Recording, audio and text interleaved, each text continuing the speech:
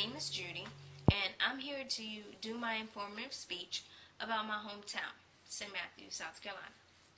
The title of my speech is called the Purple Martin Festival. Have any of you ever heard of the Purple Martin Festival? Or do you know what the Purple Martin Festival is? Most people do not. That's because it's a small festival that's held in my hometown of St. Matthews, South Carolina. Now, to give you some information, some background information about St. Matthews, St. Matthews is the capital of one of the smallest counties in South Carolina, which is Calhoun County. Now, Calhoun County was a county that was made up, we took some land from Orangeburg County and Lexington County and created just a little small area that's now called Calhoun County. When the county was formed, the capital was named St. Matthews after the old St. Matthew Parish that was there prior to the county even being voted into actually being a county. That's some background information on how St. Matthews was formed. But again, St. Matthews is a small town, so it's not a lot of information about it. It's a farming town where a lot of the finances and how the town grew was because of the farming land. Actually, what produced the town was when the railroads were being made. The railroads in that area was being made by slaves at the time. So when they was building the railroad, as people was getting off of the trains, the town began to grow and was formed into St. Matthews Parish, and then converted over to the capital of Calhoun County when the county was actually formed.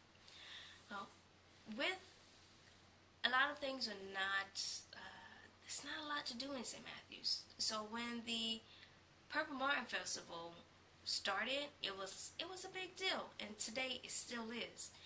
Now, what brought the Purple Martin Festival? What is a Purple Martin? Well, a Purple Martin is a bird. Now, this bird, primary form of their diet is eating insects. And if you've ever been in the country part of South Carolina, in the summertime, you know, it's full of insects, especially mosquitoes. And that was the same problem that I was having. The citizens were having in St. Matthews around 1969 when some Rotary Club members was actually watching a film about a small town in southwestern Illinois called Greggsville. And in Greggsville, what they did was they had a bad mosquito problem there also, and they made birdhouses that brought the Purple Martin birds in that ate the insects, especially the mosquitoes, which cut down on the insect problem. Well, the Rotary Club members like, hey, we can do that, and they started selling birdhouses to different members in the community to try to make the money to actually do everything that needs to be done to bring the birds actually to St. Matthews to help clear out the mosquito problem, because the film, I'm not sure how many of you stayed in a small town when in the summertime they came around with a little truck and they sprayed a little smoke out to kind of kill the mosquitoes. That didn't work. So that's where the Purple Martins came into play. There was some trouble, some tribulations with any plan with trying to get the birds here, but they did.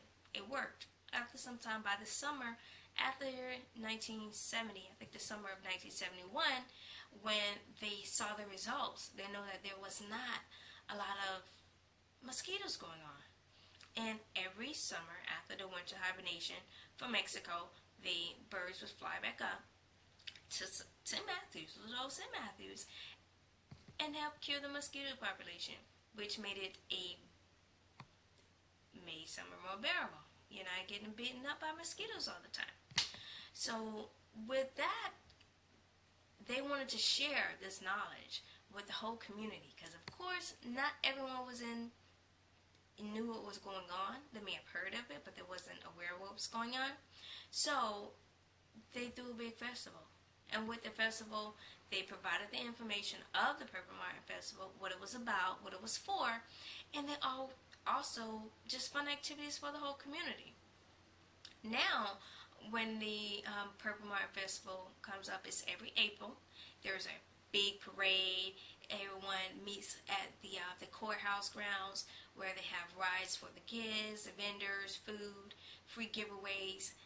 Everything is just a big festival for the whole weekend. It actually starts this Saturday and Sunday. Majority of the events are on Saturday, so where everyone just gets together and have fun and just be a nice community. They moved the little library. We only had a little itty bitty small library.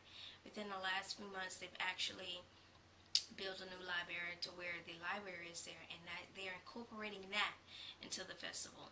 So St. Matthews is a little small town, but they're doing big things. Just starting with the Purple Martin Festival, which have been going on since 1971, and it's still growing. It's still keeping the community energized. And it's a big event that happens every year in the little town of St. Matthews. Not a lot of information I can give you about St. Matthews because it's not a lot going on. Still a little small town and a little small county. But that's where I grew up. That's my hometown, St. Matthews, South Carolina. Can't beat it.